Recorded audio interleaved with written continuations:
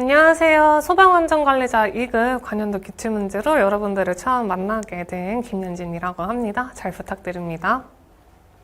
이번 시간부터는 소방안전관리자 2급 관연도 기출문제를 보도록 할 텐데요. 어떤 유형의 문제가 올해 출제되었는지 한번 잘 검토해보는 시간 같이 잘 가져보도록 하겠습니다. 1번부터 시작하도록 할게요. 소방대의 조직체가 아닌 것을 보도록 하겠습니다. 우리 소방대에 대해서 굉장히 많이 잘 나오고 있기 때문에 소방대에다 별표 하나 쳐주시면 좋겠습니다. 소방대는 우리 소의라고 같이 외우면 좋을 것 같아요. 그래서 소방공무원, 의무, 소방원, 의용소방대원 해가지고 요 세 가지가 소방대에 해당이 되는 거고요.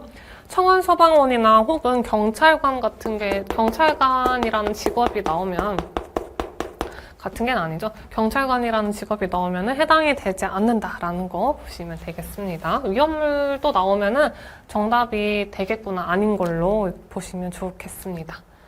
2번입니다. 소방기본법의 목적을 보겠습니다. 옳지 않은 걸로 볼게요. 소방이라는 건 우리 어떤 겁니까? 소방 일단은 공부하긴 하는데 소방의 우리 원초적인 개념이 무엇인가 라고 한다면 소방은 화재를 진압하고 예방하는 것을 목적으로 두고 있습니다. 화재를 진압하고 예방하는 것을 목적으로 두기 때문에 1번에 나와 있는 예방, 경계, 진압은 당연히 맞는 거고요. 예방하고 진압함으로써 인해 우리의 생명, 신체 및 재산까지도 보호를 해줄 수가 있는 거죠. 그리고 불이 났을 때 화재를 진압한다고 해서 위급한 상황에서 구조나 구급활동까지도 포함이 되는데 국민의 생명 지키는 거 좋아요. 사회적 질서 유지해주는 거 좋아요. 근데 기업의 복리 증진에 이바지한다 했습니다. 왜 기업에만 편애하면서 복리 증진을 해주나요? 우리 모두 다 공평하게 해줘야 되는 거 아닌가요? 라고 해서 기업이 아니라 공공의 복리 증진에 이바지를 해줘야 되기 때문에 틀린 것은 3번이다. 편애하지 말고 우리 모두 다 공평하게 복리 증진 해달라라는 걸로 볼 수가 있습니다. 다음 중 100만 원 이하의 벌금에 해당하는 것을 보겠습니다. 1번 정당한 사유 없이 소방 용수시설을 사용한 사람입니다. 예를 들어서 우리 집에 오늘 물이 안 나오는데 제가 깜빡하고 욕조에다 물을 안 받아놨네요. 갑자기 생각나는 게 옥내소화전 있잖아요. 옥내소화전 가가지고 내가 물 막 퍼다가 쓰는 거예요. 근데 만약에 화재가 발생한다고 해봅시다. 물이 뭐 안 나올 리는 없겠지만 물이 안 나올 수도 있고 내가 호스 잘못 써가지고 부러졌을 수도 있잖아요. 정당한 사유 없이 함부로 갖다 썼다가 긴급한 상황에서 쓸 수가 없기 때문에 이런 경우는 5년 이하의 징역과 5천만 원 이하의 벌금을 선고하고요.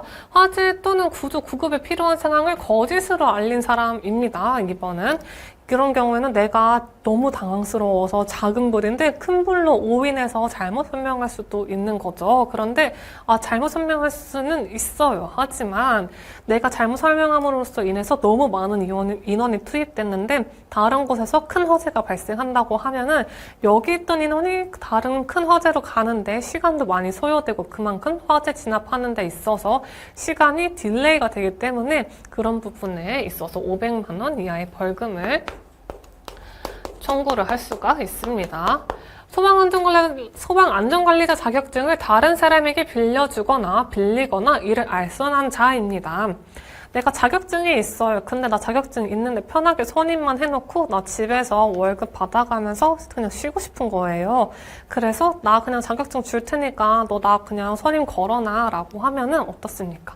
1,000만 원, 1년 이하의 징역과 1,000만 원 이하의 벌금을 물 수가 있는 거고요. 정당한 사유 없이 소방대가 현장에 도착할 때까지 사람을 구출하는 조치를 하지 않은 사람입니다. 아무런 것도 하지 않고 저기서 사람 너무 위험하게 있는데 나 너무 귀찮고 무섭다는 이유로 가만히 이렇게 서서 지켜보고 있다? 너무 괘씸하죠? 괘씸하기 때문에 100만 원 이하의 벌금을 먹이게 됩니다. 그래서 정답은 4번임을 볼 수 있습니다. 4번입니다. 화재 안전조사에 대한 설명으로 옳은 것입니다. 화재 안전조사란 무엇일까요? 화재 안전조사란 예를 들어서 국가적으로 아주 중요한 원수가 오는 거, 예를 들어서 가톨릭 교황이 오신다던가 아니면은 뭐 미국에 있는 지금은 뭐 트럼프 대통령이시죠. 그분이 방문한다거나 했을 때 그분이 걸어 다니시거나 행사하시는 곳 건물에 있어서 화재가 날 우려가 있는지 안전한 건물인지 조사를 해볼 수가 있는 거고요. 혹은 재난 상황을 이렇게 레이더를 통해서 예측을 했었어요. 예측을 했는데 여기 있는 건물 너무 위험하다. 재난 발생했을 때 무조건 화재가 날 확률이 95% 이상이다라고 한다면 화재 안전조사를 실시할 수 있는 겁니다. 이렇게 거대한 행사나 재난의 규모에 있어서 화재 안전조사를 할 수가 있는데 이때 주체가 시도지사가 아니라 우리나라에 딱 한 명밖에 없는 관직이 있어요. 소방관서장이 주체가 되어서 실시를 하게 됩니다. 소방관서장. 화재 안전조사에는 방염에 관한 사항까지도 같이 보기 때문에 방염에 관한 사항이 포함이 되고요. 조사 계획을 3일 동안 살짝 공개했다가 많은 게 아니라 적어도 우리 일주일이란 시간은 공개를 해줘야 내가 들어가서 볼 수는 있을 거 아니에요. 그 공지 사이트에 대해서 월화수목금토일 중에 하루는 들어가서 볼 수가 있겠죠. 그래서 7일 이상 공개를 해야 합니다. 화재 안전조사 방법으로는 우리 종합조사와 구분조사 방법을 채택하기 때문에 틀린 것은 1번, 3번, 4번, 맞는 것은 2번임을 볼 수 있어요. 5번입니다. 소방안전관리자 업무에 대해서 보겠습니다. 화기 취급을 감독을 합니다. 내가 어떤 건물이나 혹은 회사에 대해서 소방안전관리자가 됐을 때 나는 오늘부터 첫 출근이고 나 너무 기대된다라고 했을 때 나는 무슨 일을 할까라고 한다면 용접 작업 같은 거 하면은 불꽃 같은 거 많이 비산되거든요. 그리고 불꽃이 비산될 때 다른 곳으로 톡 떨어지면은 불이 날 수가 있어서 화기 취급의 감독 같은 거를 하고요. 소방훈련도 실시를 합니다. 소방훈련도 실시를 하고 소화기 쏘는 방법, 대피 훈련 방법 이런 거를 하는 거죠. 화재 발생 시 초기 대응에 대해서도 같이 훈련을 해줍니다. 자체 소방대의 구성 및 운영이라고 했는데 자체 소방대는 쉽게 생각하시면 업체 쓰는 거다라고 생각하시면 좋아요. 사설업체 쓰는 거다라고 생각하시면 좋고 우리는 자위 소방대를 운영합니다.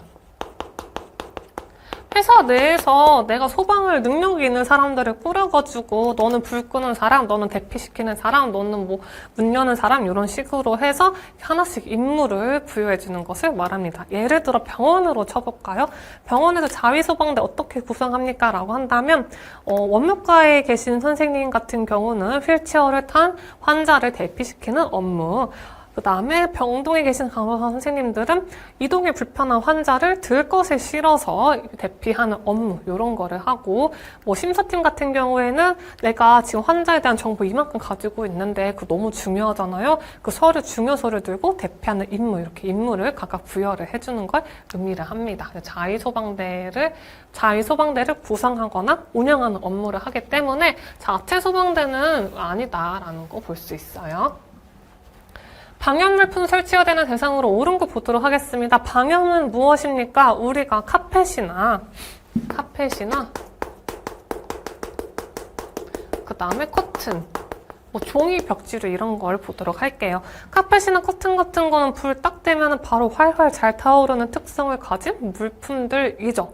그런데 이런 물품들 너무 불에 잘 타니까 내가 불 끄러 갈 때 이미 너무 다 타버려서 내 집까지 홀랑 다 타버릴 수도 있는 거잖아요. 그래서 불을 좀 덜 나게 하고 화재 진압도 훨씬 수월하게 하기 위해서 불에 잘 타는 이런 친구들에 한해서는 방염 처리를 해줍니다. 방염 처리를 해주는 것을 방염 물품이다라고 볼 수가 있고 수영장은 물이 이만큼 한가득 있는데 굳이 방염 물품 설치하지 않아도 되고요. 숙박시설 같은 경우에는 설치를 해야 합니다. 예를 들어서 내가 호텔에서 프로포즈를 할 계획이에요. 그래서 양초에 하나씩 불을 붙여서 하트 모양을 만들어 놨어요. 그리고 분위기 있게 커튼도 쫙 쳐놓고 너무 더워서 양초에 불이 많으니까 너무 더워서 문을 살짝 열어놨더니 창문에서 바람이 휙 불면서 커튼이 화르륵 타버리네요. 그러면 안 되죠. 그래서 숙박시설은 이벤트 같은 것도 많이 하고 뭐 또 음식 조리도 하기 때문에 무조건 방염 물품을 설치를 해줘야 되고요. 그 다음에 전화통신용 시설은 우리 따로 안 하고 방송국이나 뭐 이런 스튜디오, 촬영 장소 같은 경우는 방역 물품을 설치해줍니다. 우리 뭐 예능 같은 거 찍을 때나 혹은 뭐 뮤직뱅크 같은 거 찍을 때 뮤직뱅크가 아직도 있죠? 어떤 뮤직뱅크 같은 거 찍을 때 불꽃 나오는 씬이 많잖아요. 뭐 아이돌 분들 이제 안무할 때 임팩트를 주기 위해서 불꽃 같은 거 많이 나오는데 그런 것도 위험하니까 방역 물품 설치하고 아파트는 진짜 의외예요. 아파트는 설치하는 대상이 아닙니다. 옛날에는 되었던 것 같은데 찾아보니까 아파트는 약간 개인 사생활적 침해에 대해서 많이 간섭을 한다고 해서 방역물품이 되어 있는지 일일이 찾아가서 검사하기가 조금 어렵다고 하더라고요. 그래서 방역물품 설치 대상에서 제외가 됐다라는 거 보시면 됩니다. 다음 7번입니다. 우리 건축물 사용 승인일에 대한 거고요. 작동 점검 시기를 물어봤습니다. 너무 중요해요. 너무너무 중요한 거기 때문에 별표 3개 빵빵빵 쳐주셔야 합니다. 작동 점검 시기에 대해서 물어봤다라고 한다면 첫 번째로 봐야 할 것이 사용 승인일이 됩니다. 사용 승인일. 이거와 대비해서 헷갈리게 내는 게 완공일이에요. 완공일. 하지만 우리는 사용 승인일을 기준으로 봐야 하는 거고요. 두 번째로 봐야 할 부분은 종합점검 대상인지 혹은 작동점검 대상인지 봐야 하는 겁니다. 그래서 만약에 작동점검 대상이다라고 한다면 사용 승인일이 속한 달에 이 친구를 실시하는 거고 종합점검이 작동점검보다 훨씬 커요. 작동점검보다 훨씬 큰 친구가 종합점검이고 말 그대로 종합적으로 다 점검을 하고 작동점검은 작동만 잘 되는지 점검을 하는 거기 때문에 종합점검을 먼저 실시하는데 이것도 마찬가지로 사용 승인일을 기준으로 사용 승인일이 속한 달에 실시를 하고 첫 번째, 그 다음에 작동까지 그래도 잘 작동하는지 봐줘야 되기 때문에 그로부터 6개월 뒤에 작동 점검을 실시한다라는 거 보시면 되겠습니다.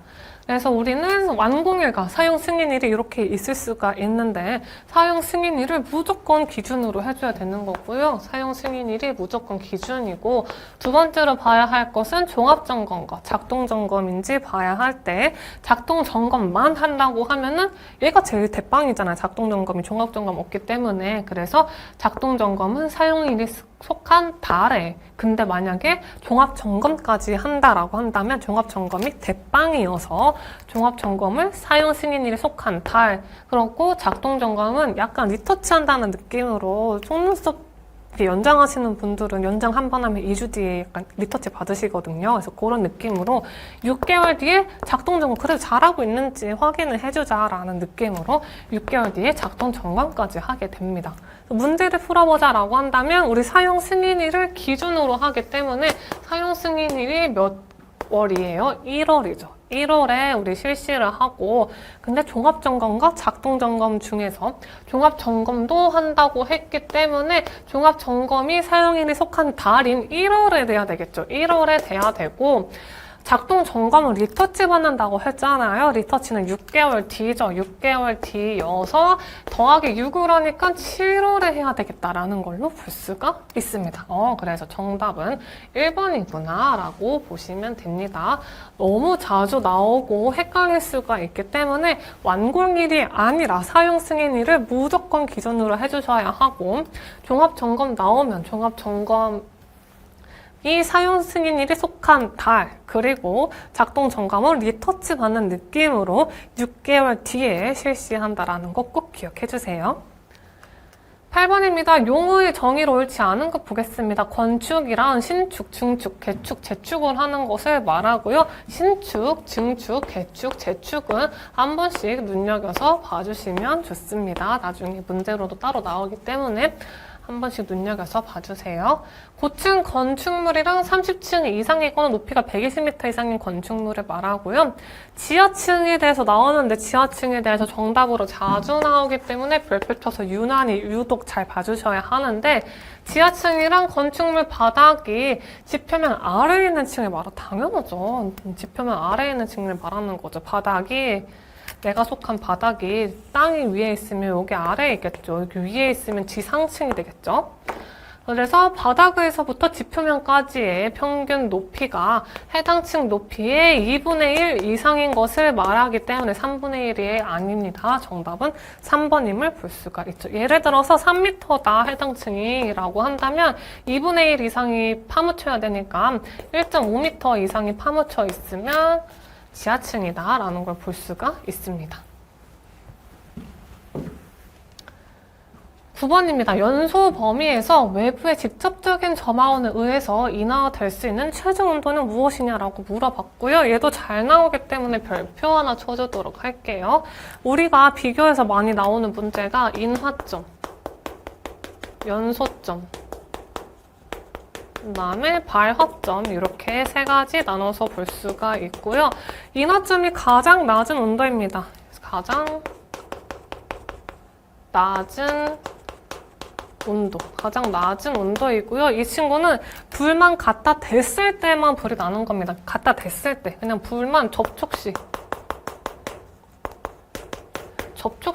이제 인화할 수 있는 거고요. 연소점이다라고 한다면 우리 인화점에다가 대략 한 10도 정도 높은 친구이고 이 친구는 언제 불이 납니까? 라고 한다면 접촉도 했어요.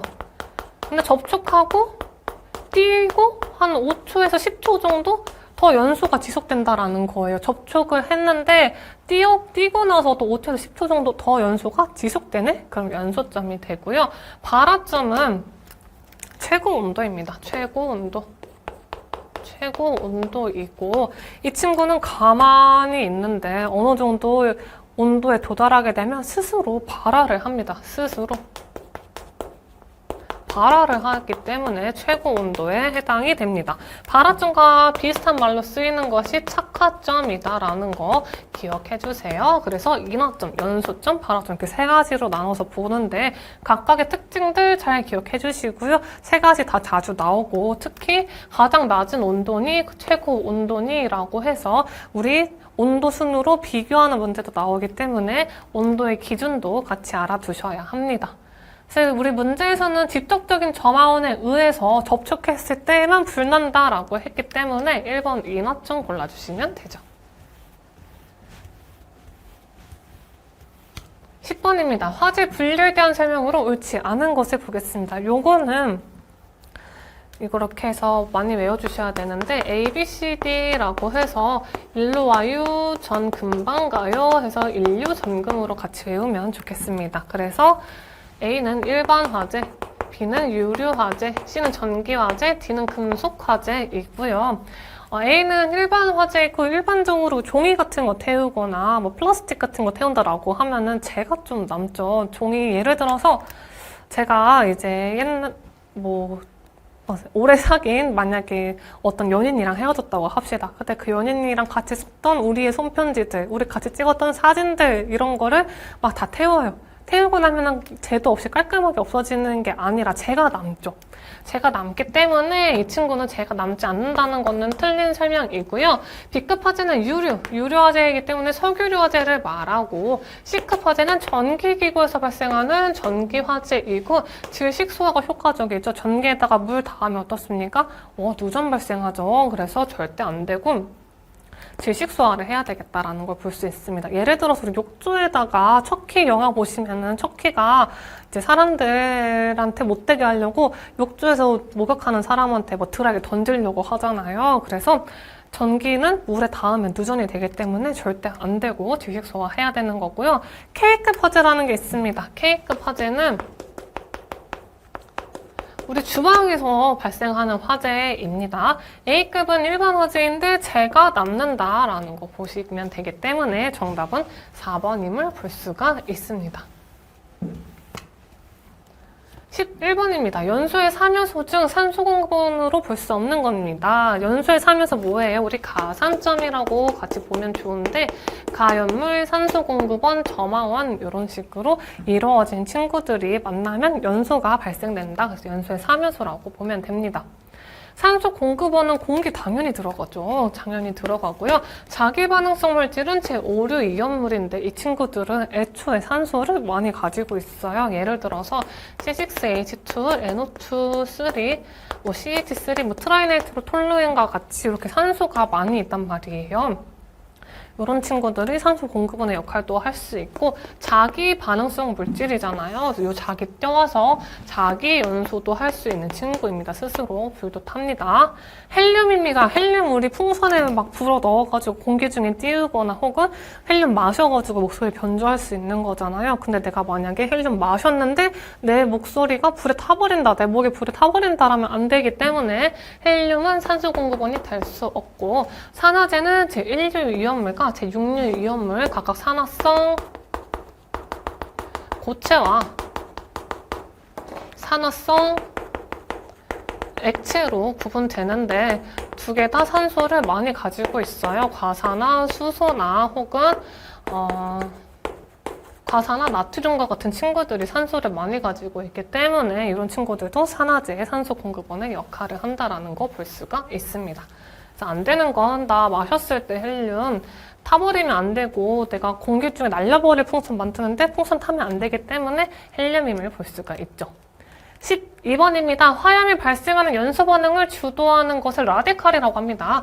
라디칼을 제거해서 연쇄 반응을 막 중단시키고 싶어요. 너 그만 연쇄해. 너 그만 불에 타. 라고 연쇄적으로 일어나는 반응에 대해서 제동을 거는 거죠. 억제를 하는 거란 말이에요. 그래서 억제, 소화하다라는 거 보시면 됩니다. 13번, 물과 반응하거나 자연 발화에 의해서 발열 또는 가연성 가스로 발생하는 위험물입니다. 그래서 우리 1류 위험물부터 4류 위험물까지 있는데 자연 발화도 하고 그 다음에 물과 닿았을 때 가연성 가스를 발생하면은 금수성 물질이라고 볼 수가 있죠. 그래서 자연 발화 및 금수성 물질은 제3류 이온물이 되고요. 예를 들어서 자연 발화성 물질이다라고 한다면 황린 보시면 되고 금수성 물질이다라고 한다면 이런 친구들 이나 칼슘이나 탄화, 알루미늄 이런 친구들이 있는데 물이랑 반응하면은 수산화 칼슘과 포스핀 이 친구도 물이랑 반응하면은 수산화, 알루미늄과 메탄 해가지고 각각의 가연성 물질이 발생이 돼요. 개수는 따로 안 맞췄습니다. 가연성 물질이 발생하기 때문에 물과 닿으면 절대 안 되겠다라고 알려주는 거죠. 정답은 3번이 됩니다. 14번입니다. 가스노즐 경보기 설치한 경우 잘못된 설치 위치를 보도록 하겠습니다. 그림 두 가지를 그리면은 어렵지 않게 이해를 할 수가 있습니다. 이렇게 두 가지 그리고요. 방을 하나는 증기 비중이 1보다 작은 곳, 하나는 1보다 큰 곳입니다. 1보다 작은 곳은 가벼워요. 가볍기 때문에 위에 방방 떠다니고 가볍기 때문에 나는 자유롭게 어디든지 퍼질 수가 있는 특징을 가져서 수평거리 8m, 그 다음에 위에서 천장에서 30cm 이내에다가 가스노즐 경보기 설치할 수가 있고요. 1보다 작습니다 라고 한다면 무겁습니다. 굉장히 무거워서 움직이기도 귀찮고 밑에 체류되어 있어요. 그래서 이 친구는 멀리 퍼지지 못하기 때문에 8m가 아니라 그거의 반값인 4m 이내 그리고 우리 밑에서 30cm 이상인 곳에다가 가스노즐 경보기를 이렇게 설치를 해줄 수가 있습니다. 이 그림 보시면 조금 더 이해가 잘 되실 거고요. 문제에 같이 들어가 보도록 하겠습니다. 증기 비중 1보다 작습니다. 여기에 해당이 되죠. 연소기로부터 수평거리 8m 이내에 설치를 해주고 1보다 작은 가스의 경우 탐지기의 하단은 여기서 감지를 하는데 천장면의 하방, 천장면의 상방은 여기 천장 뚫어야 되니까 안 되죠. 천장면의 하방으로부터 30cm 이내 위치에 설치를 해줘야 되는 거죠. 증기 비중이 1보다 큽니다. 증기 비중이 1보다 크면은 연소기 또는 관통 부분 관통부로부터 수평거리 4m 이내에다가 설치를 해주는 거고요. 진기비 중에 1보다 큰데 이 친구는 상단은 바닥면에 사방에 30cm 이내면 여기 지하를 뚫고 가야 되는 거죠. 바닥면에 상방이어야 되기 때문에 틀린 것은 4번이다라는 거 보시면 됩니다. 15번입니다. 관계인은 우리 안전관리자 해임한 날로부터 다시 안전관리자 새로 뽑아야 되는데 얼마 안에 뽑아야 되냐라고 물어봤죠. 우리 이런 곳이 위험하고 우리 소방 점검도 해야 되고 교육도 해야 되고 교육 미비한 사항 내가 전달도 해야 되는데 한 달 이상 뒤었다? 너무 좀 심하죠. 그러면 관리하기가 힘들기 때문에 최대 한 달 안에 선임을 해줘야 돼서 정답은 30일이 됨을 볼 수가 있습니다. 사료위험물인 유류의 공통적인 성질이 아닌 것을 보도록 하겠습니다. 사료위험물은 인화성 액체이고요. 인화성 액체이고 휘발유, 경유 같은 물질이 들어가 있어요. 그렇기 때문에 기름 생각하시면 조금 더 이해가 쉬우실 겁니다. 인화하기 쉬워요. 이름 네 값에 맞게 인화하기 쉽죠. 그리고 유증기는 대부분 공기보다 무겁습니다. 무겁기 때문에 아래에 이렇게 체류를 하게 되는 거고요. 그리고 유증기는 공기와 혼합되어 연소 폭발할 위험이 높습니다.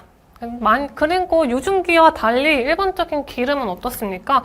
일반적인 기름은 이렇게 물이 있다라고 한다면 기름은 물 위에 동동 떠다니는 특징을 가지고 있죠. 그래서 우리 샤브샤브 먹거나 아니면 곰국 같은 거 먹을 때 기름 위에 이렇게 떠 있으니까 우리 국자로 이렇게 기름 쉽게 퍼낼 수가 있잖아요. 기름만 이렇게 위에 딱 있으니까 슉 퍼내서 빼낼 수가 있고 맑은 국을 먹을 수가 있는 거죠. 네, 그래서 물보다 무거운 성질은 가지지 않고 물에 전혀 녹지도 않기 때문에 틀린 것은 4번임을 볼 수가 있습니다. 17번입니다. 주요 구조부가 내화 구조이고 4m 미만의 소방대상물에 설치하는 제1종 정원식 스포트형 감지기의 유효 면적을 보도록 하겠습니다. 우리가 비교해야 될 대상이 몇 개 있습니다. 첫 번째는 주요 구조부인지 부인지 그 외인지 볼 수가 있고요. 두 번째는 4m 미만인지 혹은 4m부터 8m 4m부터 8m 사이의 높이에 있는지 세 번째는 세 가지로 나눠서 보여야 되는데 정원식인지 차동식인지 보상식인지 봐줘야 하는데 정원식만 세 가지 특징을 가집니다. 정원식은 특 1, 2종, 특종 1종, 2종을 가지고 차동식과 보상식은 흰색으로 할까요? 차동식과 보상식은 1종과 2종만 보면 됩니다. 그래서 이렇게 세 가지로 해가지고 나눠서 기준을 보면 됩니다. 뒤에서 볼 표랑 여러분들 해설에 있는 표가 굉장히 좀 별로입니다. 네, 굉장히 별로예요. 그래서 외우시기가 굉장히 까다로운데 시험 문제 잘 나오는 세 가지 정도가 있습니다. 그래서 우리는 그 세 가지 기준만 맞춰서 보도록 하겠습니다. 그래서 보시면은 이렇게 잘 보이고 있나요? 여기 앞에 70, 그리고 60, 그리고 45. 이렇게 세 가지가 시험 문제에 굉장히 잘 나오고 있기 때문에 이 세 가지 위주로 외워주시면 좋습니다. 70, 60, 45. 70에 대한 기준은 우리 주요 구조부이고 내화 구조로 되어 있죠. 주요 구조부이고 내화 구조로 되어 있고 차동식, 보상식, 정원식 중에서 우리는 차동식의 2종에 해당이 되고 4m 미만의 높이를 가지고 있는 세 가지 특징을 가진 친구가 70이고요. 그 다음에 주요 구조부가 내화 구조이고 4m 미만의 정원식 스포트형 1종이면 60이다 라는 거 우리 정답으로 보고 있는 거죠, 지금. 그리고 4m 이상 8m 미만의 내화 구조이고 차동식 스포트형의 우리 1종은 45다라는 거 이렇게 세 가지 위주로 일단은 봐주시면 됩니다. 그래서 표 봤을 때 정답은 우리 60m 제곱이다라는 유효 면적을 구할 수가 있었죠.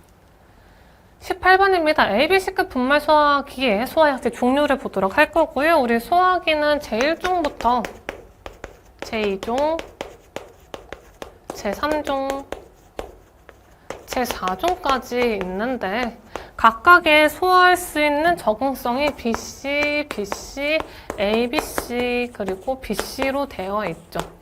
제3종에 한해서 우리 ABC급에 대해서 소화가 가능한 거고, 참고로 ABC는 무슨 의미입니까? 라고 한다면 ABCD 우리 아까 앞에서도 봤었는데 일로 와요, 전 금방 가요 라고 해서 각각 일반화재, 유료화재, 전기화재, 금속화재로 볼 수가 있습니다.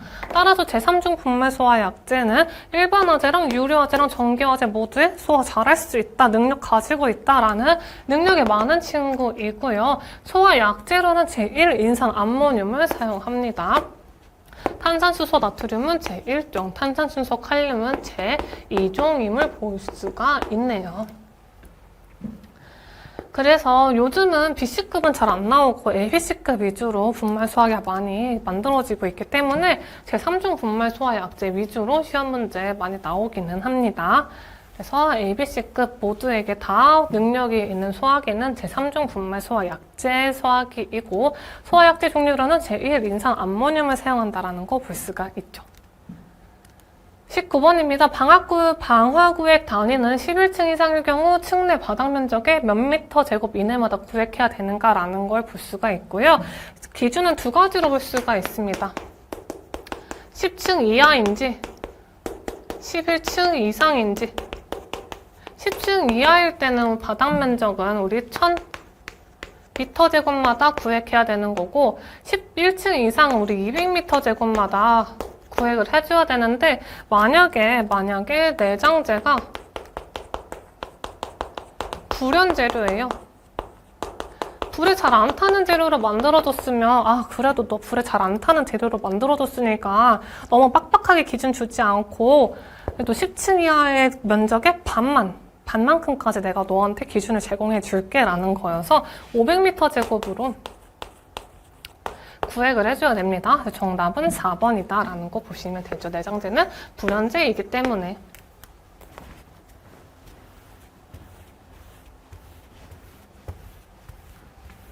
다음 20번입니다. 소방시설의 종류 중 소화설비에 해당하지 않는 것입니다. 우리 자동소화장치, 옥내소화전 설비, 스프링클러 설비는 직접적으로 화재에 불을 꺼줄 수 있는 소화설비인데, 연결송수관 설비는 벽에 이제 여러분들 광화문 같은 데나 종로 같은 데 보면은 회사 앞에 많이 설치되어 있거든요. 이렇게 돌이나 벽 같은 데 구멍이 이렇게 있고 소방용수시설 이런 식으로 써져 있어요.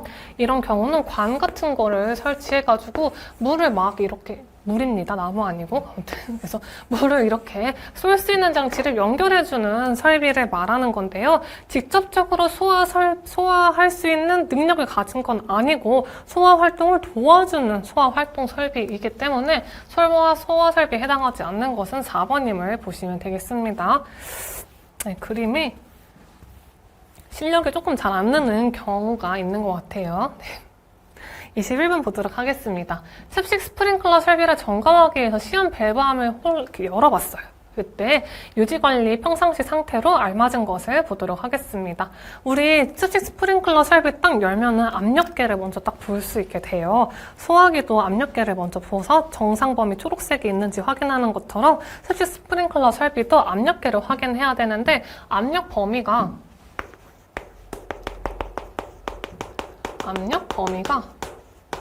0.1부터 1.2 메가파스칼 사이에 있는지 봐줘야 되겠습니다. 그래서 0.1부터 1.2 메가파스칼 범위에 있는 걸 봐야 되니까 0 메가파스칼인 친구들은 안 되겠죠. 이건 큰일 난 거죠. 그래서 0.1에서 1.2 메가파스칼의 사이에 있는 0.5 메가파스칼인 친구들을 볼 수가 있고, 우리 압력 측에 대해서는 개방을 해서 압력이 어느 정도인지 항상 확인을 해줘야 됩니다. 밸브를 열어줘서 압력 측에 대해서는 항상 확인을 해주고, 물이 나오는 쪽은 폐쇄를 해줘야 돼요. 아직 점검도 안 했잖아요. 맨날 물 틀어놓을 수는 없죠. 이만큼 물 낭비가 어디 있겠습니까? 그래서 폐쇄를 해줘야 되기 때문에 정답은 1번이다 라는 거 볼 수가 있습니다. 그래서 이런 식으로 되어 있어요. 여기, 참고로 제가 여기서 쓰고 있는 모든 사진들은 한국소방안전관리원에서 가져온 사진들입니다. 그래서 말단 시험 밸브를 지금 잘 안 보이는데 여기 열고 있는 모습이에요. 평상시에는 위쪽 밸브는 열려 있고 압력계가 0.1부터 1.2 사이에 이렇게 표시가 되어 있는 정상 범위에 있는 거죠. 그래서 시험 밸브 할 때는 말단 시험 밸브를 이렇게 개방을 해서 본다라는 거 보시면 됩니다. 22번입니다. 내화 구조로 바닥 면적 2000m 제곱인 업무시설에 3단위 분말 소화기를 설치하고자 합니다. 소화기 개수는 최소 몇 개가 필요한지 보겠습니다. 우리 업무시설이라는 거에다가 굉장한 하이라이트를 주도록 할게요. 업무시설이다 라고 합니다. 우리 면면적으로 바닥 면적 기준으로 해가지고 소화 설비의 능력 단위를 가져야 하는 기준이 정해져 있어요. 그래서 네 가지로 보면 되는데 첫 번째 위락시설, 두 번째 의료시설이나 문화재 등, 세 번째는 업무시설, 근린생활시설 등이 있고요. 네 번째로는 기타, 나머지가 되겠습니다. 위락시설 같은 경우에는 우리 연면적 기준이 30m 제곱당 소화기의 소화설비의 능력 단위가 1단위 이상이어야 하는 거고요. 의료시설이랑 문화재는 50m 제곱, 업무시설은 100m 제곱, 기타는 200m 제곱으로 해서 점점 커지죠. 그래서 연면적이 100m 제곱당 소화설비의 능력 단위가 1단위 이상을 가져야 합니다. 그리고 우리 중요하게 내화 구조로 하면은 기특하잖아요. 그래도 불에 대해서 위험성을 깨닫고 내화 구조로 지어진 거기 때문에 2배를 해줍니다. 그래서 우리가 지금 2000m 제곱인 업무시설을 쓰고 있는데 업무시설에 대해서는 우리 100m 제곱당 소화능력 단위 1단위를 가진다고 했고 근데 내화 구조이니까 2배를 해주고 우리 3단위 분말 소화기를 설치한다니까 곱하기 3을 해주도록 하겠습니다. 그러면 여기 살짝 지울게요. 그러면 600분의 2000이 되죠. 나눠보도록 하겠습니다. 나눠보도록 하면은 6, 3, 18, 6, 4, 24이니까 3점 얼마가 되겠죠. 그리고 여기서 올려줘요. 무조건 올림을 해주기 때문에 정답은 4번에 4개인 2번이 됨을 볼 수가 있습니다. 표를 보면은 이런 식으로 볼 수가 있어요. 위락시설, 공연장, 집회장, 문화재, 의료시설, 근린생활시설, 업무시설 그 밖에 것 해가지고 해당 용도 바닥 면적이 30m 제곱마다 능력 단위 1단위 이상의 소화 설비를 설치해줘야 된다. 우리가 지금 푼 문제는 여기 100m 제곱마다 1단위 이상, 그 밖에 것은 200m 제곱마다 1단위 이상의 소화기구 능력 단위를 설치해줘야 된다라는 걸 볼 수가 있습니다. 23번입니다. 분말 소화기 중 추갑식 소화기에 사용 가능한 압력 범위를 선택해 보도록 하겠습니다. 요즘은 웬만하면 추갑식 나오고 있고요. 압력 범위는 쉽습니다. 7, 8, 9 기억하면 좋겠어요. 7, 8, 9인데 너무 이제 등차수 올라가면 재미가 없으니까 살짝 섞어줍니다. 그래서 0.7부터 0.98까지 해서 798로 우리 같이 보면 됩니다. 7, 8, 9로 외우시면 되는데 등차수열로만 가면 너무 재미가 없기 때문에 살짝 섞어줘서 0.7부터 0.98 메가파스칼의 범위에 해당이 됩니다라는 거 보시면 되죠. 대형 소화기의 능력 단위 기준은 2가지가 있으며 첫 번째 A급, 두 번째 B급인데 A급은 10단위 이상, B급은 20단위 이상으로 그렇게 어렵지 않은 범위여서 금방 외우실 수 있습니다. 25번입니다. 개방형 헤드를 사용하고 일제살수식 스프링클러 설비를 사용할 건데 장단점으로 적절하지 않은 거 보겠습니다. 우리 폐쇄형 있고요. 개방형 이렇게 2가지로 있습니다. 폐쇄형이다라고 한다면 습식, 건식, 그 다음에 준비작동식 이렇게 있고요. 개방형은 우리 지금 보고 있는 일제살수식이 있습니다. 화재 진압이 굉장히 빠르고요. 동파에 우려가 있는 것에 사용이 부적당하다라는 것은 습식 스프링클러 설비에 대한 설명입니다. 세숫 스프링클러 설비는 우리 배관마다 다 물이 가득 차 있기 때문에 겨울철에 우리나라 특히 춥잖아요. 겨울철 되면 물이 꽝꽝 얼 수가 있어서 겨울철에서는 사용하기가 굉장히 곤란합니다. 정답은 2번임을 보시면 되고, 개방형 헤드와 폐쇄형 헤드를 잠깐 같이 볼 건데, 폐쇄형 헤드는 가열체라는 게 있고요.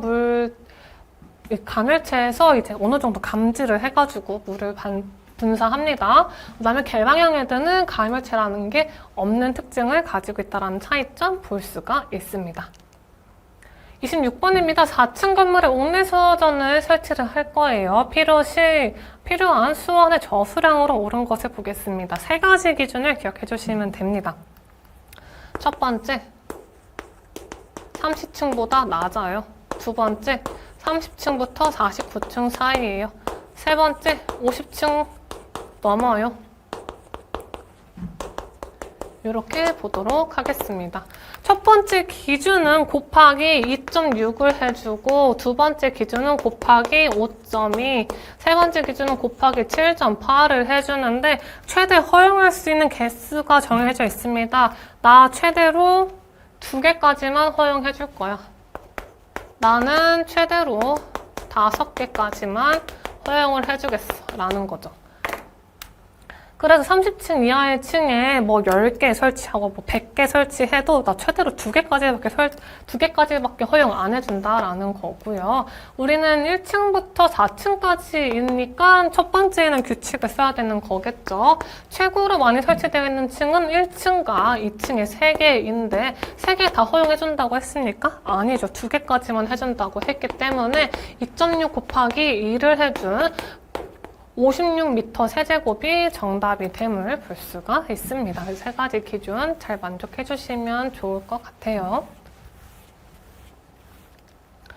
27번입니다. 화재 시 피난을 유도하고 싶어요. 유도등은 정상 상태에서 사용 전원으로 점등되고 점정되었을 땐 비상 전원으로 이제 자동 바뀌는데 최소 20분 이상 작동이 돼야 되기 때문에 정답은 1번이 돼야 합니다. 유도등은 우리 비상계단 위에 이렇게 런닝맨 같이 표시되어 있는 그런 거 말하는 거고요.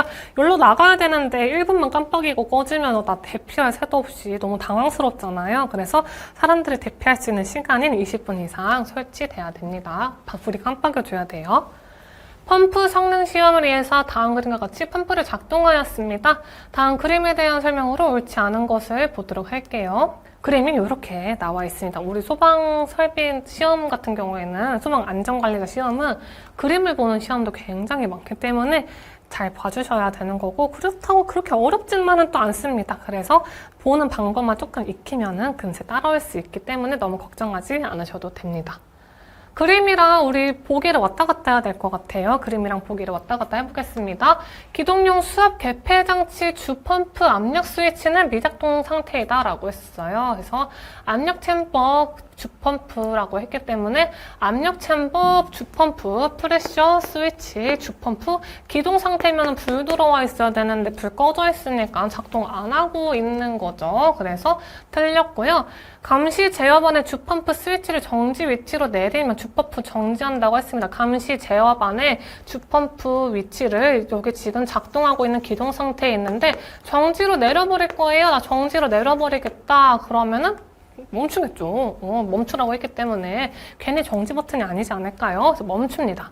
현재 주펌프는 자동으로, 충업펌프는 수동으로 작동하고 있다고 했는데 현재 선택 스위치, 감시 제어반 선택 스위치에서 수동의 불빛이 들어와 있는 거죠. 자동으로 이렇게 올라가 있는 게 아니라 스위치가 수동에 있기 때문에 수동입니다. 모두 다 수동으로 기동 작동하고 있다라는 거여서 틀린 것은 3번임을 볼 수가 있네요.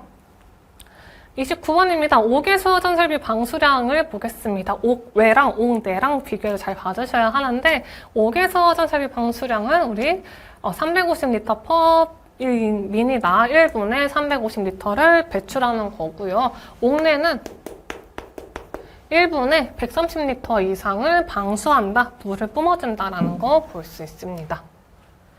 30번입니다. 옥내 수호전 설비의 방수 압력 측정 조건 및 방법으로 옳은 것을 보겠습니다. 이렇게 생긴 친구가 직사형 관창이고요. 얘가 압력 게이지 쓰는 겁니다. 그래서 반드시 방사형 관창을 이용한다라고 했는데 방사형 관창이 아니라 직사형 관창을 사용해야 돼서 틀린 건 1번이고요. 2번 별표 표시해주도록 하겠습니다. 방수압력 측정기는 노즐 선단에서 근접한 노즐 구경의 2분의 1이에요. 2분의 1 여기 수치에다가 별표 표시해 주시면 됩니다. 요거가 시험 문제 3분의 1이냐 4분의 1이냐로 나오기 때문에 맞는 건 2분의 1임을 볼 수가 있습니다. 그래서 옳은 거 고르라고 했기 때문에 2번이고요. 방사형 관창은 이런 식으로 생겼습니다. 방사형 관창은 이렇게, 아까 직사형 관창은 진짜 직선으로 생겼죠. 이렇게 직선으로 생긴 친구가 직사형 관창이 됩니다. 그 다음에 피토 게이지. 그림이랑 진짜 비슷하죠. 피토 게이지 여기 옆에 이거 진짜 정말로 이렇게 손잡이 같은 거 달려 있는 거예요. 그래서 피토 게이지랑 방사형 관창 같이 볼 수가 있습니다. 31번입니다. 가스기 소화 설비 점검 전 안전조치를 순서대로 나열을 해보겠습니다. 이렇게 그림이 나왔어요. 안전조치를 해보겠습니다. 첫 번째, 연결된 조작 동간을 분리를 합니다. 먼저 분리를 빡 해요. 분리를 하고 나서 바로 그냥 정지 버튼을 해버립니다. 연동해서 작동하고 있는 거에서 정지 버튼을 바로 올려줍니다. 정지 버튼을 해주고 솔레노이드 밸브를 분리해줍니다. 솔레노이드 밸브를 이제서야 분리를 해주고 그 다음에 나 다 했으니까 오작동 나지 않게 안전핀 계속 꽂아놨는데 아무 작동 없이 덕분에 나 잘 분리했어 라는 의미로 안전핀까지 제거를 해주면 돼서 정답은 2번이다 라고 볼 수 있습니다. 32번입니다. 요것도 문제 어렵게 나오고자 하면은 요것도 많이 나와요. 어느 건축물 바닥 면적이 각각 1층에 700m 제곱, 2층에 600m 제곱, 3층 300m 제곱, 4층에 200m 제곱이 있습니다. 최소 경계구역 수를 구해보도록 할 거고요. 자동화재 탐지 설비에 있는 경계구역 수를 잘 생각해 보시면 좋겠습니다. 첫 번째로 우리가 봐야 할 것은 경계구역이 연면적이라고 합시다. 첫 번째는 연면적 600m 제곱 넘니? 라고 물어보면 되고 두 번째는 한변 길이가 50m 넘니? 라고 물어보면 됩니다. 세 번째, 마지막 세 번째까지 보면 되는데 세 번째는 좀 면적이 작네? 라고 느껴지잖아요. 그러면 위에랑 합쳤을 때 혹은 뭐 밑이랑 합칠 수도 있죠. 두 개 합쳤을 때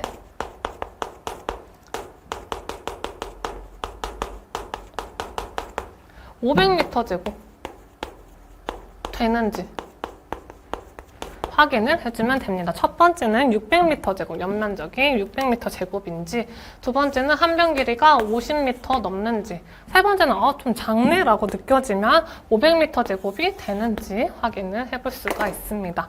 1층부터 보도록 할게요. 첫 번째 700m 제곱이라고 했어요. 그러면 연면적이 600m 제곱 넘어버리죠. 그러면 600으로 나눠주면 어떻게 됩니까? 1점 어쩌고 저쩌고가 나오는데 다 올려버려요. 올림해주기 때문에 두 개가 나오는 거고요. 두 번째는 2층 600m 제곱, 오케이, 연면적 600m 제곱 됐어, 통과. 근데 한변 길이를 볼 건데 한변 길이 2층이 요만큼까지이고 50m에다가 10m 더한 60m를 가지고 있죠. 한변 길이가 무려 60m가 되네요. 그러면 또 두 개로 됩니다. 나눠줘야 되기 때문에 경계구역을 여기 하나 해가지고 두 개가 됩니다. 그래서 1층에 두 개, 2층도 두 개 쓸 수가 있고요. 3층과 4층 딱 봤는데 작죠? 우리 600m 제곱보다 작단 말이에요. 그래서 위에랑 합쳐봤더니 500m 제곱이 됐어요. 그러면 너네는 500m 제곱 딱 맞췄으니까 하나의 경계구역으로 봐줄게. 3, 4층은 한 개로 보면 됩니다. 그래서 2 더하기 2 더하기 1을 해주니까 4에다가 1 더하면 5죠. 5개가 됨을 볼 수가 있네요. 그래서 우리 세 가지 순서대로 본다고 하면은 600m 제곱이냐, 50m 넘냐, 두 개 합쳤을 때 좀 작은데 500m 제곱 되냐라고 한다면 어렵지 않게 문제 풀 수가 있습니다. 33번입니다. 2층에서 발신기 오작동이 발생했습니다. 수신기 상태로 볼 수 있는 것입니다. 2층에서 수신기 오류 발생했으니까 2층에서만 막 불나야 되죠. 1, 2, 3, 4, 5, 6 이렇게 다 불나고 있으면은 어디서 났는지 다 당체 헷갈리잖아요. 다 난 것 같으니까.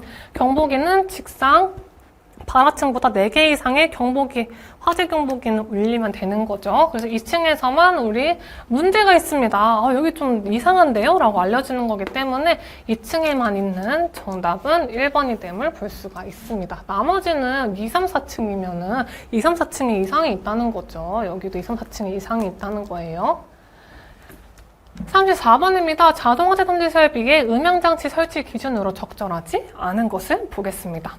층마다 설치해주고요. 수평거리 25m 이하가 되도록 지구 음향장치와 함께 설치를 해줘야 되기 때문에 수신기 랩을 설치하는 건 틀려서 정답은 3번임을 볼 수가 있네요.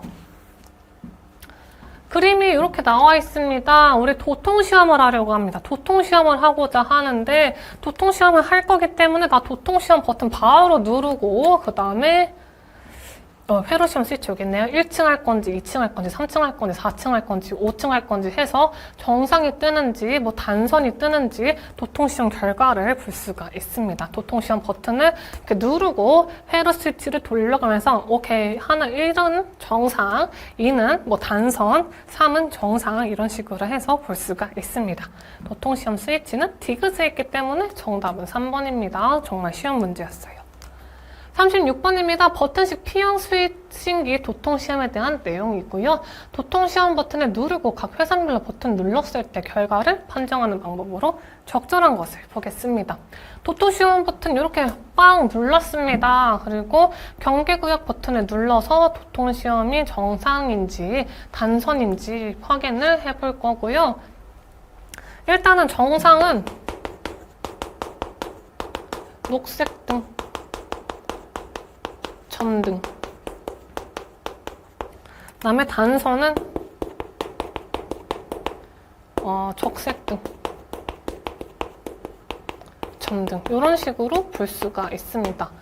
정상이다라는 거는 녹색등이 소등이 아니라 점등이므로 틀렸고 적색등이 점등되는 거는 정상이 아니라 단선이라고 했죠. 그리고 보조계단 버튼을 누르면 교류 전원이 소등되므로 정상이다라고 했는데 녹색등이 점등돼야지 정상이므로 틀렸죠. 우측 실내 버튼을 누르면 도통시험 확인등이 녹색이고 네, 녹색이 켜진다고 했으니까 정상이네요. 정답은 4번이다 라고 볼 수가 있습니다. 정상은 아무래도 빨간색보다는 파란색이 조금 더 우리가 인식했을 때 그럴듯해 보이잖아요. 빨간색은 위험해 보이고요. 그래서 녹색등이 들어오면은 우리는 정상이다. 빨간색 불이 들어오면은 아예 단선됐는데 확인해봐야겠다라고 느끼면 됩니다. 37번입니다. 예비전원 시험을 시행한 결과 다음과 같이 이렇게 나왔습니다. 조치사항으로 옳은 걸 보도록 할 거고요. 일단은 그림을 봤었을 때 교류전원에 불빛 들어왔는데 전압 지시가 정상이기 때문에 얘는 상관없고 예비전원 감시등이 들어왔기 때문에 문제가 있네요. 예비전원 감시등에 불빛이 들어왔기 때문에 이거 좀 이상한데? 라고 예비전원 시험 스위치는 예비전원 시험 스위치는 이 친구여서 이 친구는 아니고 우리는 감시등이 켜진 거잖아요. 그래서 예비전원 불량 여부를 확인을 해봐야 되겠습니다. 그래서 감시등이 예입니다. 예비전원 감시등이다. 불빛이 들어왔었을 때 수신기를 빡 하고 열어줘요. 그리고 수신기 전원을 먼저 분리를 해주고 옆에 소켓이 있거든요. 소켓을 이렇게 분리해줍니다. 그래서 이상이 있으면 교체해주고 불량인지 괜찮은지 확인을 해주고 다시 수신기 소켓을 연결해주는 형식으로 해서 불량 상태를 점검하고 교환을 해줄 수가 있습니다. 그리고 수신기 전원 다시 켜주면 정상적으로 작동이 되겠죠. 38번입니다. 피난기구에 해당하지 않은 것을 보겠습니다. 피난기구 내가 진짜 타고 내가 피난 탈출하는 거예요. 완강기, 승강기 같은 건데 이제 창밖으로 완강기 던져가지고 구조대랑 해볼 수 있는, 피난할 수 있는 거고 피난사다리도 우리 타고 내려가는 거죠. 그래서 내가 타고 내려갈 수 있는 거, 화재 시 피난할 수 있는 기구가 되는데 유도등 아까 런닝맨이었잖아요. 런닝맨 이렇게 딱 표지 있는데 내가 런닝맨 표지랑 같이 도망갈 수 있는, 피난할 수 있는 건 아니기 있기 때문에 알려주는 형식이잖아요. 피난기구에 해당하지 않습니다. 인명구조 기구의 종류에 해당하지 않는 것입니다. 내가 인명구조다라고 한다면 방열복 입고 방화복 입고 공기호흡기 차고 해가지고 뭐 사람을 구할 수도 있고 내가 뭐 탈출할 수도 있는데 구급차 같은 건 내가 뭐 입을 수도 있는 것도 아니고 착용할 수도 있는 것도 아니고 내가 타는 차인 거잖아요. 구급 자동차로 분류가 됩니다. 그래서 인명구조기구의 종류에 해당하지 않음을 볼 수 있습니다. 소방계획의 수립절차는 4단계로 구성이 됩니다. 2단계가 위험환경 분석이라는 친구이고요. 시험 문제에 잘 나오는 친구입니다.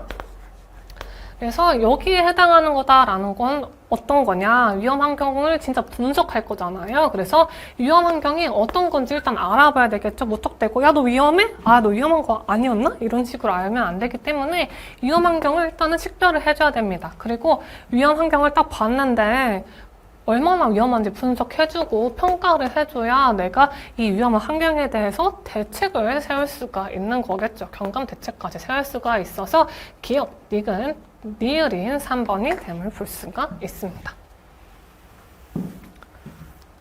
41번입니다. 위험 요인의 관리는 반드시 실현 가능 계획으로 구성되어야 됩니다. 실현이 가능해야 돼요. 그냥 허상으로 해가지고 야 너 내가 위험할 때 내가 그냥 날개 달아줘가지고 너 탈출시켜줄게 이런 식으로 하면 허상적으로 하면은 무슨 SF 소설도 아니고 안 되겠죠. 실현 가능한 계획을 해줘야 한다라는 거는 말 그대로 실현 가능한 계획이기 때문에 정답은 3번임을 어렵지 않게 볼 수가 있습니다. 화재 시 일반적 피난 행동이 아닌 것 보겠습니다. 엘리베이터 절대 이용하면 안 되죠. 엘리베이터 줄 타버리면은 우리 타다가 빵 떨어지면 큰일 나잖아요. 그래서 엘리베이터 절대 이용하지 않고 계단을 이용해 주셔야 하는 거고요. 아래층 대피보다는 옥상으로 우선 대피한다라고 했는데 우리 그거 영화 뭐죠? 익세트? 조정석 씨랑 유나 나오는 거? 익세트 맞나? 엑시트 영화 보면은 아래층으로 가려다가 못 피해서 결국 옥상 가서 따따따따따 그거 하는 거 볼 수가 있잖아요. 그래서 아래층 대피로 일단 무조건 나가야 돼요. 밖으로 나가야 하는데 어쩔 수 없다라고 한다면 옥상으로 가서 구조 활동을 해야 한다라는 걸 볼 수가 있어서 정답은 2번임을 볼 수가 있습니다. 43번입니다. 자위소방대 조직 편성 기준에 따라서 타입 1으로 조직해야 되는 대상을 보도록 하겠습니다. 타입 1, 2, 3가 있는데요. 타입 1에는 특급이 들어갑니다. 우리 특급, 그 다음에 1급 해가지고 2가지가 들어가는데 1급 중에서도 다른 기준이 들어가요. 그래서 2가지를 구분하는 기준 먼저 보도록 하겠습니다. 특정 소방 대상물을 구분하는 기준으로 특급과 1급이 많이 비교가 되고 있고요. 50과 30, 30과 11입니다. 각각 층이에요. 하나만 빼놓고 지하층을 포함하지 않습니다. 지하층에 대해서는 30층만 포함하고 1급에 있는 30층 포함하지 않고 11층도 포함하지 않습니다. 아파트냐인지도 궁금해요. 아파트는 OX 순으로 포함, 안 포함으로 볼 수가 있습니다. 우리 한 층을 4m라고 보았을 때 얘는 50층은 면적이, 길이가, 높이가 4 곱하기 50이므로 200m, 뭐 120m 이런 식으로 되겠죠. 한 층은 4m라고 보면 됩니다. 그리고 우리 또 중요하게 봐야 할 거는 특급에서는 연면적이 10만 미터 제곱 이상이어야 하고요. 10만 미터 제곱 이상. 1급은 15,000. 다운표가 이상하게 찍혔네요. 15,000 미터 제곱 이상이어야 합니다. 근데 우리 타입 1에서는 특급 일단 들어가요. 특급 어서오고 해가지고 특급 들어가고요. 그 다음에 1급 중에서도 많고 많은 그거 기준 중에 15,000이 아니라 곱하기 2배를 해준 3만 미터 제곱이 특급 이랑 1급 중 4만 제곱이 타입 1으로 들어가게 됩니다. 그래서 특급이 타입 1에 들어가기 때문에 정답은 반대로 넘겼네요. 2번이다 라는 거 볼 수가 있습니다. 타입 1은 특급이랑 1급 중 15,000이 아니라 3만 제곱이 우리 타입 1에 해당이 되는구나 라는 걸 볼 수 있죠. 44번입니다. 자위소방대 및 초기 대응 체계 교육 훈련 후 실시 결과 기록은 우리 기록을 보관해야 된다라고 한다면 기본적으로 웬만하면 별 이상 없이 2년간 보관을 해줘야 됩니다. 기록 보관은 웬만하면 2년이다라는 거예요. 45번입니다. 장애 유형별 피난 보도 시 손전등 및 전등을 활용하거나 메모를 이용해요. 메모는 이렇게 해가지고 위험해요 라고 보여주는 거죠. 누구한테 가장 적합할까요? 청각장애인한테 적합하겠죠. 시각장애인이신 분들은 메모를 보기가 어렵잖아요. 그래서 청각장애이신 분들한테 위험해요 라고 소통을 할 수가 있기 때문에 적합한 효과적인 장애 유형은 1번입니다. 응급처치 중요성에 대한 설명으로 틀린 것입니다. 응급처치를 함으로써 좀 덜 아프게 해줄 수가 있어요. 긴급한 환자에 대해서 내가 CPR 해줌으로 인해 생명을 유지할 수 있고 현장 처치 원활화로 우리 카마타면은 내가 심장 멈췄는데 심장 멈춘 상태로 오래되면은 뭐 뇌사가 올 수 있을 만큼 MRI도 찍어야 되고 CT도 찍어야 되고 의료비가 갑자기 확 올라가죠. 그래서 내가 심폐소생술을 해줌으로 인해서 그나마 의식도 차리고 간단한 링거만 맞으면 되기 때문에 의료비를 절감할 수가 있습니다. 위급한 부상 부위 응급처치로 치료기간이 너무 막 길어져요. 내가 이런 거는 CPR 해줘야 되는데 CPR 안 해줘가지고 내 어떤 장기가 망가져서 치료기간이 늘어나는 게 아니라 CPR을 해줌으로 인해서 내가 그나마 괜찮아져서 치료기간을 단축할 수가 있는 거죠. 단축을 할 수 있기 때문에 틀린 것은 또 반대로 넘겼네요. 4번이다 라는 거 볼 수가 있습니다. 4번이다 라는 거예요. 47번입니다. 화재로 인해서 진피, 모세혈관이 손상까지 되고 물집이 터져버렸어요. 너무 아프네요. 감염의 위험까지 있는 화상의 분류다라고 한다면 1도 화상은 우리 라면을 이제 끓이려고 막 물을 부어가지고 있다 전기포트에 물을 부었어요. 그런데 물 붓다가 내 손에 살짝 흘려버렸네. 데이고 따갑고 고데기 같은 경우는 이마 살짝 스쳤을 때 너무 따갑잖아요. 따가운 정도가 1도 화상, 물집 생기면 2도 화상이라고 보시면 됩니다. 그림이 잘 안 보이죠? 그림이 잘 안 보이는데 이렇게 사람이 있습니다. 사람이 이렇게 있어요. 이때 CPR 시행 시 가슴 압박의 위치를 보도록 하겠습니다. 가슴이 이렇게 있는데 제가 병원에서 배웠을 때는 여기 가슴 중간을 딱 맞대어가지고 살짝 아래에 있는 쪽을 CPR 해주라고 했거든요. 그래서 가슴 압박의 위치로 올바른 것은 여기 쇄골 하면은 쇄골 부러지겠죠? 안 되겠죠? 그래서 심장을 직접적으로 눌러주는 것도 아니어서 2번이다 라는 거 보시면 되겠습니다.